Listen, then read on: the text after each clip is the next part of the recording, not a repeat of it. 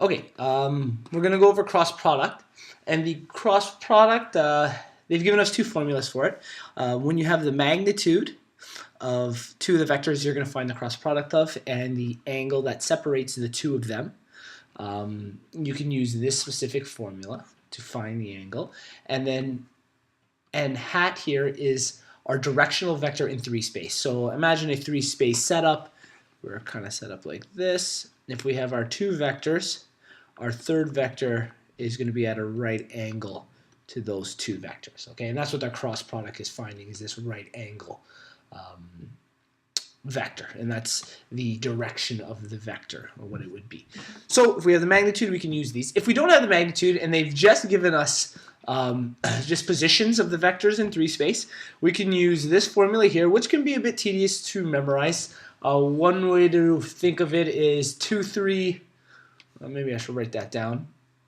2, 3, 3, 1, and 1, 2. And you can technically just kind of jump back and forth. You can say alphabetical order to start, so A2, B3, and then subtract B2, A3. It's just written a little backwards there. You can remember A3, B1, and then B3 times A1, which is the same thing, but you got to subtract those values. And same idea, A, B, B, A. And that'll work. If you can remember 23, 31, 12, that kind of helps you memorize. There's another way, written like this. If you write A1, A2, A3, A1, A2, A3, so setting up 3 slots, and then B1, B2, B3, B1, B2, B3, and we kind of use arrows or linear lines to set up our pairings. If we write IJK, IJK, same idea. We write our first position, second position, third position. So our XYZ, XYZ, and that's what our 1, 2, 3 is. We're kind of setting those up properly in rows.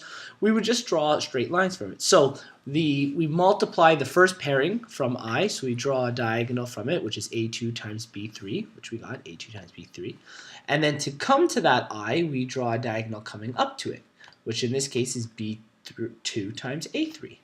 So anything in red we're subtracting, and anything in blue is a positive value. And we always multiply these. We'll kind of go through an example like this. We'll set it up beside it. Our first example, they've given us the magnitudes and the angle between. So we'll write the cross product. They happen to be A and B. So A cross B is equal to the magnitude of A times the magnitude of B times sine theta, and then all of this with directional vector n hat. This was really relatively straightforward. Our magnitude of A is 100, so we replace that with 100. Our magnitude of B is 200, so we'll be multiplying by 200. Okay, and then times sine, well, our angle between the two is 120, and we'll always have directional vector n hat. This is going to give us, what is that, 2,000, 20,000? 20,000 times sine 120, sine 120, I can't remember off the top of my head. And actually that guy doesn't do degrees, so let's, 120 sine, oh, no wonder I couldn't remember that off the top of my head. Okay, times 20,000. What am I at? 2,000? Yeah, 20,000. Oh, I'm at 20,000. Okay, good.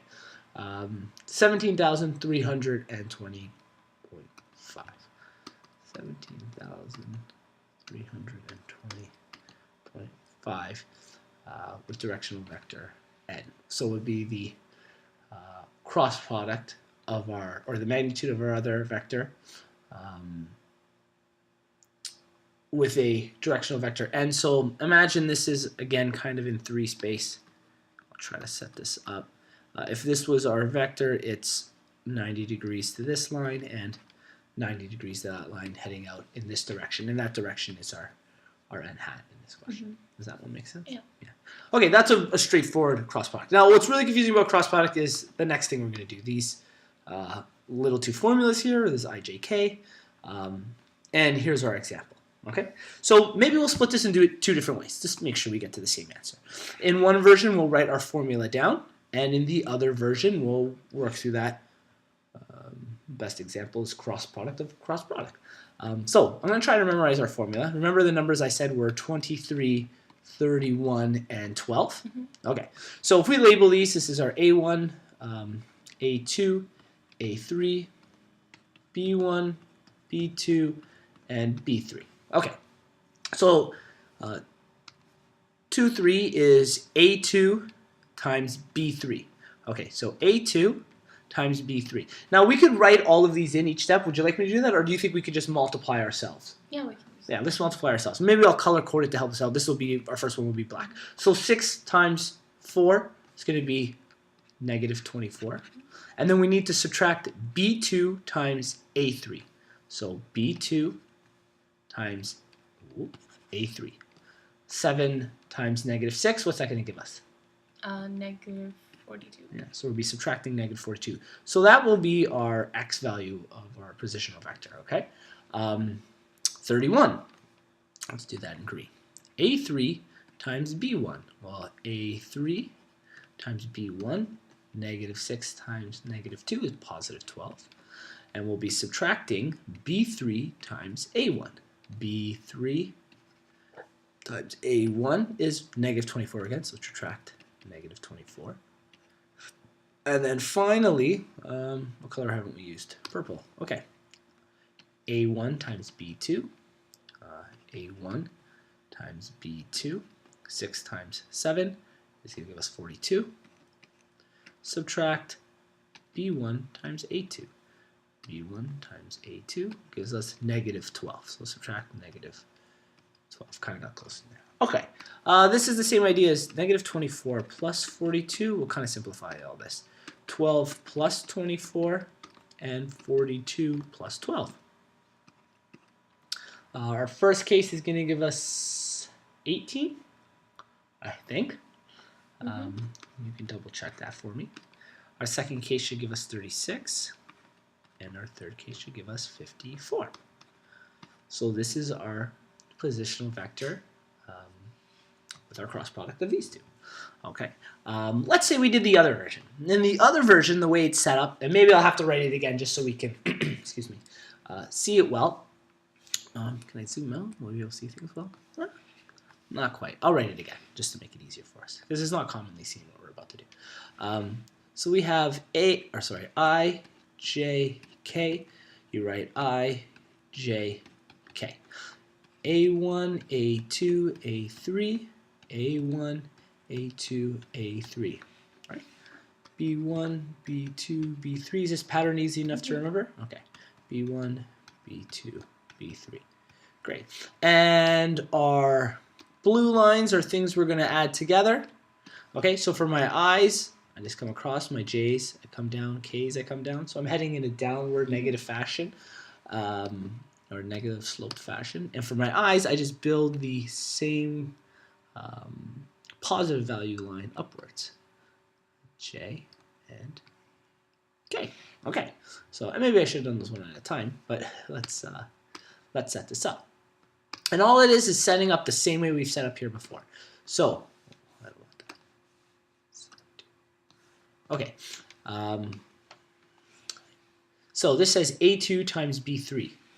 Well, A2 times B3, negative 24. Okay, subtract B2 times A3. Does that make sense? The red value up here. So B2 times A3 gives us negative 42. Okay? And that's the exact same one we set up there. So we know that one's correct, hopefully, as long as we did it right. The next set is A3 times B1. So A3, let's do it in green just like we did here. A3, B1.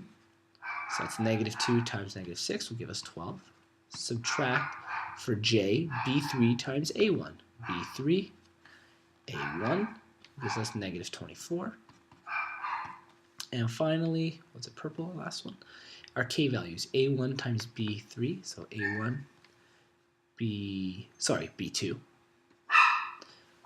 That's going to be 42. And where were we? We're on the last one here, right? 42, subtract B1 times A2. B1 A2 gives us negative 12. We already know, assuming we did our math right in the other one, that our values will be 18, 36, and 54. Does that make sense? So that's two different ways to set up that confusing style of cross product. And then there's a very simple question when you have a magnitude and the measure of the angle between them.